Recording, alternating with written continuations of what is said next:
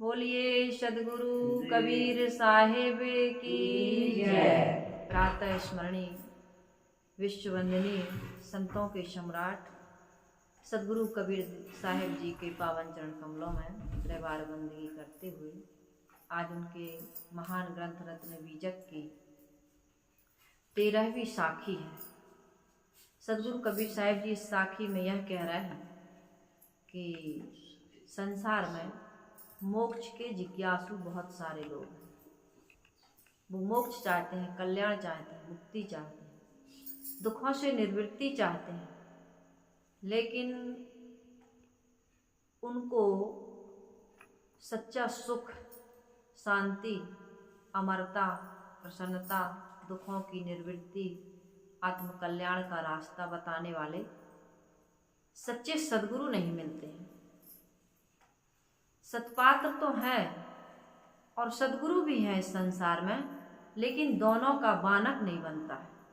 कभी अच्छे सत्पात्र शिष्य नहीं मिलते अच्छे सद्गुरु संतों को, और कभी सत्पात्र तो होते हैं लेकिन अच्छे गुरु नहीं मिलते। इस कारण से जो हमारी अभिलाषा होती मुक्ति की, मोक्ष की, कल्याण की, दुखों से निवृत्ति की, हम जीवन में त्याग तो करते हैं, पवित्रता और निर्मलता से रहते हैं, हमारे जीवन में कोई दोष दुर्गुण नहीं होते, लेकिन बुद्धि की भ्रांति दूर नहीं हो पाती, अपने से बाहर कहीं और भटका देते हैं। ऐसे गुरु मिल जाते हैं। इसलिए सदगुरु कबीर साहिब जी इस साखी में यही कह रहे हैं। साहिब कहते हैं, हंसा मोती बिकानिया कंचन थाल भराए, जो जाको मरम न जाने सोता को काह कराए। सदगुरु कबीर साहिब जी ने बीजक ग्रंथ रत्न में हंस शब्द का कई बार प्रयोग किया। ये हंस किसके लिए कह रहे हैं साहिब? हमारी तरफ देखो सभी लोग, हंस किसको कह रहे हैं सदगुरु कबीर साहिब जी? मनुष्य को, इस आत्मा को यहाँ हंस शब्द से प्रयोग कर रहे हैं, संबोधित कर रहे हैं। हंस शब्द का प्रयोग कर रहे हैं, हमें संबोधित कर रहे हैं कि हे मानव, तुम क्या हो? हंस हो। हंस हंस शब्द बड़ा प्यारा लगता है। यदि आपको बगुला कह दिया जाए तो अच्छा नहीं लगेगा। बगुला कैसा होता है? वो भी सफेद पक्षी होता है ना? लेकिन वो उसका आचरण गंदा होता है। जल में एक पैर से खड़ा रहता है जलाशय में, लेकिन उसकी निगाह कीड़े मकोड़े पर रहती है, टप से आप कीड़े को उठा करके खा लेता है। लेकिन हंस ऐसा नहीं होता। हंस मोती चुगता है, स्वच्छ मानसरोवर में रहता है, निर्क्षीर का विवेकी होता है। ऐसा हमने धर्म ग्रंथों में या सद्गुरु संतों के द्वारा सुना कि हंस निर्क्षीर करता है, विवेकी होता है, मोती चुगता है, मानसरोवर में रहता है। उनके जितने लक्षण हैं हंस के, वो उसका रंग भी उज्जवल है। तो जितने भी लक्षण हैं हंस के, वो बहुत सुंदर है। इसी प्रकार से इस मनुष्य के अंदर में भी वही हंसत्व है। यह व्यक्ति के अंदर भी ये संभावना है, मनुष्य के अंदर, कि वो ग्रह त्याग का विवेक कर सकता है। ग्रहण करने योग्य चीज़ों का ग्रहण करे, त्याग करने योग्य चीज़ों का त्याग करे, जड़ चेतन के रहस्य को समझे, आत्मा अनात्मा के बारे में बोध प्राप्त करे, कर्तव्य अकर्तव्य को समझ करके जीवन में अकर्तव्यों का त्याग और कर्तव्य का निर्वाह करे। ये सारी चीज़ें मनुष्य में ही संभव है। तो यहाँ पर सदगुरु कबीर साहिब जी यह कह रहे हैं कि संसार में ज्ञान तथा मोक्ष के इच्छुकों की कमी नहीं है, परंतु सदगुरु, सच्चे सदगुरु संतों का आधार न पा करके लोग भटक जाते हैं, अपना तन मन धन सब कुछ निछावर कर देते हैं। ऐसे ऐसे सत्पात्र लोग हैं कि मुक्ति के लिए, कल्याण के लिए साधना करने में लगते हैं और गुरु की शरणागति में वो अपने जीवन को निछावर करते हैं और वहाँ पर तन मन धन सब निछावर कर देते हैं। बहुत ऐसे लोग हैं, लेकिन गुरु उनका तन का, धन का, मन का, सबका शोषण करके उनको कहीं के रहने लायक नहीं छोड़ते हैं। ऐसी घटनाएं हम लोग मोबाइल के माध्यम से, टीवी के माध्यम से, समाचार के माध्यम से सुनते रहते हैं। तो यहाँ पर सदगुरु कबीर साहब जी कह रहे हैं सच्चे सदगुरु की आवश्यकता है, सच्चे सतपात्र की आवश्यकता है। जब गुरु और शिष्य दोनों एक जैसे मिल जाएं, गुरु बिल्कुल निष्कपट है, शिष्य बिल्कुल निष्कपट हो, निष्काम हो और निर्मल हो, पवित्र हो, जिज्ञासु हो, उसके अंदर में भक्ति हो, उसके अंदर में विनम्रता हो, सेवा की भावना हो, संसार के विषयों का त्याग करने वाला हो, और गुरु भी ऐसे ही मिल जाए। जो चेला तो सब कुछ निछावर करना चाहता है, लेकिन गुरु कुछ भी लेना नहीं चाहता है। ऐसे यदि गुरु मिल जाए तो फिर आत्म कल्याण हो सकता है। इसलिए कहा है गुरु शरणागति छोड़ी के, क्या कह रही है साखी? गुरु शरणागति छोड़ी के करे भरोसा और सुख संपत्ति की को कहे नहीं नरक में और। गुरु की शरणागति को छोड़ करके करे भरोसा और, यदि गुरु की शरणागति में न जाए आदमी और किसी और का भरोसा करे, चाहे वो ईश्वर हो, ब्रह्म हो, परमात्मा हो, देवी देवता हो, कोई भी बड़ी से बड़ी शक्ति का नाम लेता हो, लेकिन गुरु ना मिले हो उसको, गुरु की शरणागति प्राप्त ना की हो उसने, तो सुख संपत्ति की तो को का है, नरक में भी उसको ठौर नहीं मिलता, इतना दुख पाता है आदमी। इसलिए आप देखिए, धर्म ग्रंथों को पढ़ करके देख लीजिए, यदि ध्रुव को भी भगवान मिले हैं, प्रहलाद को भी भगवान मिले हैं, ऐसा कहते हैं भगवान के दर्शन हुए, उन्होंने अपनी मन इंद्रियों को जीत पाया, मोह माया का त्याग कर पाया, तो इसके लिए उनको नारद जी मिले। नारद जी, नारद उनके लिए गुरु बन गए। यदि नारद मतलब गुरु मिलना। अब कथा में भगवान है तो नारद जी जरूर रहते हैं कथाओं में, वो नारद जी ही गुरु हैं, गुरु समझिए। ऐसे नारद जी आज हमको मिलने वाले नहीं हैं, गुरु भी हमारे लिए नारद जी हैं। उन्होंने मुक्ति का रास्ता बताया, उन्होंने ही मार्गदर्शन किया। यदि अंगुलीमाल को महात्मा बुद्ध ना मिले होते तो क्या उसके जीवन में कोई परिवर्तन होता? क्या वो भिक्षु बन पाता? क्या वो हिंसा का त्याग कर पाता, अहिंस की बनता? अंगुलीमाल कभी अहिंस की ना बन पाता। यदि रत्नाकर डाकू को सप्तऋषि ना मिले होते तो क्या वो ब्रह्मज्ञानी बन पाते? कभी ना बन पाते। यदि गोस्वामी तुलसीदास जी को रत्नावली सत्य का मार्ग ना दिखाती, भले वो पत्नी थी, पत्नी होती है, माँ होती है, पिता होता है, पति होता है, मनुष्य के ही रूप में कोई मिलता है हमको, गुरु भी मनुष्य है। हम इन मनुष्यों को आदर नहीं देते। मेरे कहने का मतलब है, हम क्या सोचते हैं कि कोई भगवान हमको मिल जाएगा इस मंत्र से, इस प्रकार के तप से, यज्ञ से, हवन से, होम से, कोई भी क्रिया से हमको भगवान मिल जाएगा। भगवान कहीं नहीं मिलता है। भगवान तो हमारे अंदर बैठा हुआ है और इस बात को बताने वाला एक गुरु होता है, और वो गुरु आज भी संसार में प्रत्यक्ष रूप से हैं। महात्मा बुद्ध चले गए, कबीर चले गए, महावीर चले गए, संसार के जितने भी लोगों ने जन्म लिया मनुष्य के रूप में वो सब चले गए। तो क्या आज हमारा कल्याण करने के लिए कोई सहायक नहीं हो सकता? आज संसार में महापुरुष नहीं है? हैं, जितने भी ये महापुरुष हैं वो कबीर रूप है, बुद्ध रूप है, महावीर रूप है। इन्हीं को यदि हम इष्ट और उपास्य बना लेते हैं और इनकी शरणागति में जाकर के हम अपने कल्याण का जो रास्ता बता रहे हैं उस पर चलते हैं, तब हमारा जीवन का सारा दुख दूर होता है। साखी में कहा, गुरु को सिर पर राखिए, चलिए आज्ञा माई, कहें कबीरता दास को, तीन लोक भय नाई। गुरु को सिर पर राखो और उनकी आज्ञा के अनुसार जीवन। गुरु क्या कहते हैं? लड़ाई झगड़ा करो, चोरी करो, व्यभिचार करो, दुर्व्यसन जीवन में अपनाओ, ईर्षा क्रोध मान छल को अपने मन में स्थान दो, यही कहते हैं गुरु। गुरु तो कहते हैं गाली निंदा झूठ का त्याग करो, ईर्षा क्रोध मान छल का त्याग करो, चोरी हिंसा व्यभिचार का त्याग करो, इंद्रियों से भोगों का त्याग करो, दुर्व्यसन का, दोष दुर्गुणों का त्याग करो, प्रेम से रहो, भाईचारे से रहो, संयम सदाचार से रहो, कुछ साधना को अपनाओ, लोगों के साथ सुंदर व्यवहार करो, त्याग से वैराग से रहो, यही तो बताते हैं।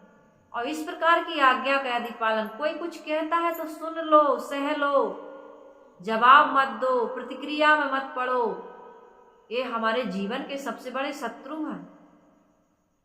जो प्रतिक्रिया में पड़ जाता है, सर्व स्वीकार भाव, आज जिसको लेकर के बड़े दुखी सुखी हो रहा है, रो रहा है, गा रहा है, कल उसका कोई मूल्य नहीं रह जाता है। इतने जीवन का हमारा हिस्सा बीत चुका है। आज लगता है यदि हम अपनी फिल्म को देख पाते, अपने जीवन की फिल्म को देख पाते, तो आज देख करके हंसेंगे और अपनी अज्ञानता पर अफसोस करेंगे। ये भी हो सकता है कि हम बिना मतलब के, देखो कितना आज इसका कोई मूल्य नहीं रह गया। होता है कि ऐसे नहीं होता? तो इस प्रकार का ज्ञान देने वाले कौन होते हैं? हमारे गुरु होते हैं। लेकिन गुरु, बहुत सारे गुरु ऐसे होते हैं कि चेला तो समर्पित है, उसको बता देते इस नाम का जप करो, यहाँ ध्यान लगाओ, इस प्रकार की पूजा करो, जीवन उसका इसी में बीत जाता है।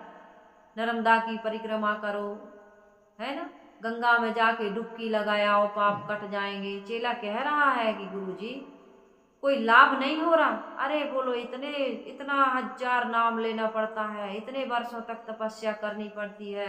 देखो हमारे धर्म ग्रंथों में लिखा है, इतने वर्षों तक लोगों ने तपस्या की है। तुम तो अभी एक ही जन्म हुआ है, ऐसा तक कह देते हैं। लगे रहो, नाम लेते रहो, नाम जपते रहो, तुम्हारा कल्याण हो जाएगा। नाम जप से, केवल नाम जप से हमारा कल्याण नहीं हो सकता। मैं कई बार कहती हूँ, वाल्मीकि जो ऋषि हुए हैं वो रत्नाकर थे, डाकू थे, उनके मुंह से उन्होंने कहा कि राम निकल ही नहीं रहा है, मैं कैसे राम का नाम ले लूं। यही होता है ना, हमारे आपके जीवन में भी यही होता है। क्या होता है? मन ही नहीं लगता भजन में, भजन में मन ही नहीं लगता। कब हम मंत्र का जाप भूल जाते हैं, हमको पता ही नहीं चलता है कि चलता है, नहीं चलता।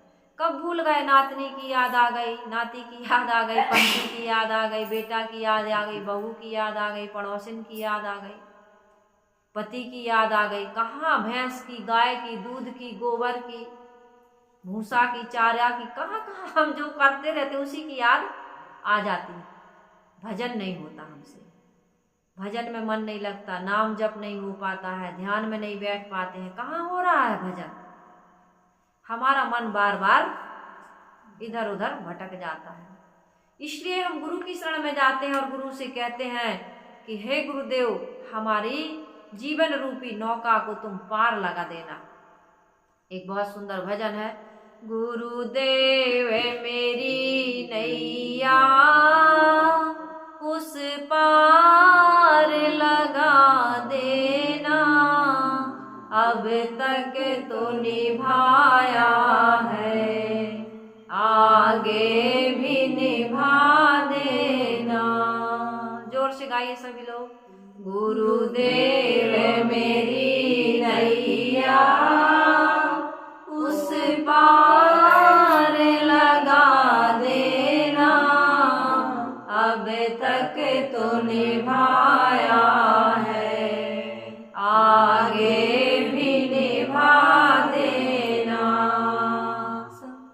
संभव है झंझटों में मैं तुझको भूल जाऊं, संभव है झंझटों में मैं तुझको भूल जाऊं, हे नाथ दया करके मुझको न भुला देना, हे नाथ दया करना मुझको न भुला देना। गुरुदेव मेरी नैया उस पार लगा देना, अब तक तो निभाया आगे भी निभा लेना। गुरुदेव मेरी नैया किस पार लगा देना? उस पार लगा देना। किस पार? मोक्ष, कल्याण, दुखों की निवृत्ति, अमरता, ये मुझे मिलना चाहिए। इसके लिए मुझे मानव जीवन मिला है। संभव है झंझटों में मैं तुमको भूल जाऊं। भूल ही जाते हैं। संसार के लोग बिल्कुल भूले हुए हैं। कितने लोग तो गुरु से मंत्र ले लेते हैं और गुरु को कभी फोन भी नहीं लगाते थे। और जबकि राम के जीवन को देखिए, कृष्ण के जीवन को देखिए, इनके 2-2, 3-3, 4-4 गुरु थे और संतों की सेवा में ही राम 14 वर्ष तक वन में तपस्या करते रहे। कितने कितने संत ऋषियों की सेवा की है उन्होंने। राक्षसों को मारा है, उनके यज्ञ की सुरक्षा की है। विश्वामित्र के साथ चले गए, वशिष्ठ जी के यहाँ पढ़ने, विश्वामित्र इनके यहाँ वशिष्ठ जी के पास पढ़ने गए। कृष्ण के 3-3 गुरु, राम कृष्ण से को बड़ो तिन्हु तो गुरु कीन। 3 लोक के बेधनी और गुरु आगे आधीन। तो यहाँ पर ये बताया जाता है कि हे गुरुदेव मेरी नैया को उस पार लगा देना। इस संसार में इतनी फिसलन है, इतनी झंझट है, इतने विकार हैं, इतने जीवन में हमारे दोष दुर्गुण है, कुसंग है कि गुरु की आशीर्वाद या सानिध्य के बिना हमारा ये जीवन सुंदर नहीं बन सकता। जीवन में सुख और शांति नहीं मिल सकती है। बार बार हमारे अंदर विकार उत्पन्न होते हैं। आते हैं कि नहीं आते? अंतःकरण रूपी पात्र में हमारे क्या लगा हो, मन में, बुद्धि में कैसे विकारों के भाव आते हैं। गुरु का ज्ञान भूल जाते हैं। गुरु बार बार ज्ञान दे रहे हैं, सत्संग सुन रहे हैं, लेकिन कहते हैं सत्संग की एक भी बात याद नहीं रहती। इतना भजन याद करते हैं, भजन याद नहीं होता। होता है कि नहीं? क्यों नहीं होता? इसलिए नहीं होता क्योंकि हम उस भजन में समर्पित नहीं हो पा रहे, उस सत्संग में पूर्ण रूप से समर्पित नहीं। मन है, तन तो सत्संग में बैठा है, लेकिन मन कहीं बाजार में घूम रहा है। तन राखे सत्संग में, मन राखे कहीं और। साहिब ने कहा है, लानत ऐसे चित्त पर एक चित्त दोई ठौर। हमारा चित्त तो एक है, लेकिन 2 जगह फंसा, कभी माया में तो कभी राम में। जीवन में 2 से हमारा बहुत बड़ा संबंध होता है, बहुत गहरा संबंध होता है। एक तो होता है राम से, उसको हमने भुला दिया। राम के बिना हमारा जीवन नहीं चल सकता है। ये अंदर जो बैठी हुई आत्मा राम है ना, आत्मा जो है, उसके बिना ये शरीर नहीं चल सकता। अभी निकल जाए वो राम, अभी किसी काम के हम नहीं रहेंगे, तो उसको तो हम भुला ही दिए। और उसी को भुलाने के कारण जो दूसरा संबंध आदमी बनाता है, पति और पत्नी का, ये भी कोई कम संबंध नहीं है। संसार इसी में भटक रहा है, संसार इसी में डूबा हुआ है। ये दूसरा संबंध, पति और पत्नी का जो संबंध होता है, जिससे सृष्टि चलती है, ये कोई छोटा मोटा संबंध थोड़ी है। ये दूसरा संबंध इसीलिए सही नहीं चलता है क्योंकि हमने इस दूसरे संबंध को इतना महत्व दे दिया, जो पहला संबंध राम का था उसको भूल गए। इसलिए राम को कभी भूलने की गुंजाइश नहीं है जीवन में। जो राम को भुला देता है, आत्म अस्तित्व के बोध को त्याग देता है, नहीं प्राप्त कर पाता है, नहीं समझ पाता है, वो व्यक्ति कभी पति पत्नी बन करके जीवन में सुखी नहीं हो पाता। क्योंकि आत्मा को हमने कभी महत्व दिया ही नहीं। बस इसी शरीर को, शरीर के भोगों को, इस माया को, इसी को हमने महत्व दे दिया और इसी शरीर तक, हमारी देह बुद्धि तक हम सीमित रह गए। इसलिए हमारे जीवन में दुख का अंत नहीं हो रहा है। यदि अनंत आत्मा का ज्ञान होता हमको, अमर आत्मा का ज्ञान होता हमको, तो जीवन में कभी दुख ना होता। तो इसलिए इसमें कहा गया है कि संभव है झंझटों में मैं तुमको भूल जाऊं, भूल ही जाती हूं, पर नाथ दया करके, या नाथ दया करना मुझको न भुला देना। संत गुरु इसलिए तो जाते हैं भक्तों के यहाँ। कई बार पहले का जमाना ऐसा था जिसको अतिथि कहते थे, बिना कहे तार फोन तो कुछ होता नहीं था। कहाँ चिट्ठी भेजेंगे, कहाँ वो किसी आदमी को संदेश लेकर के भेजेंगे। घर गृहस्थी में रहने वाले लोग अलर्ट रहते थे, सावधान रहते थे कि कि हमारे गुरुदेव ना आ जाएं, इसलिए घर बिल्कुल व्यवस्थित रखते थे, साफ शुद्ध रखते थे और ऐसी व्यवस्था बना करके रखते थे कि कहीं गुरुदेव आ गए तो ऐसा ना हो कोई चीज़ की कमी हो जाए। तो अपने घर में गुरु के लिए बिल्कुल मन में घर में स्थान बनाकर रखते थे कि गुरु ना आ जाए। आज तो कहते हैं गुरु जी फोन करके आना, तो फोन करके आए तो आप सावधान हो गए। जो भी आपके घर में या कोई जीवन में ऐसा विकार था उसको थोड़ा हटा देते हो, सावधान रहते हो। अचानक से गुरु आ जाए तो तुम्हारे घर की सफाई देखेंगे, तुम्हारे घर का खान पान देखेंगे, तुम्हारे घर की सारी व्यवस्था देखेंगे वो। तो गुरु को आना चाहिए और नहीं आ रहे हैं तो गुरु को बुलाना चाहिए, क्योंकि झंझटों में हम फंस जाते हैं। इसलिए सत्संग होता रहता है। मैंने तो छत्तीसगढ़ में ज़्यादा रही, मैंने वहाँ देखा कि गांव गांव में सत्संग का एकदम मेला लगा रहता है, माहौल बना रहता है और छोटे छोटे से बच्चे उसमें सीखते हैं। तब तो सबसे ज़्यादा साधवियाँ और संत छत्तीसगढ़ से निकलते हैं। वहाँ पर ऐसा माहौल बना है कि सत्संग होता ही रहता है। सभी मतपंथ संप्रदायों का सत्संग होता है। ऐसा नहीं कि केवल कबीर साहिब जी के विचारों की गूंज है, सभी महापुरुषों के विचारों की वहाँ पर गूंज है। और इसी वातावरण के कारण से वहाँ सात्विकता है, शांति है, बड़ी सरलता है, सौम्यता है। वहाँ का वातावरण उत्तेजित नहीं है। बड़े सरल लोग, बड़े मीठे, विनम्र, बड़ा सुंदर व्यवहार करने वाले। ये जीवन में कैसे उतरता है? संत गुरु के सत्संग से। उनकी रहनी आचरण का प्रभाव हमारे जीवन पर पड़ता है। इसलिए गुरु को सदैव याद करते रहना चाहिए। हमारे जीवन में गुरु की आवश्यकता है।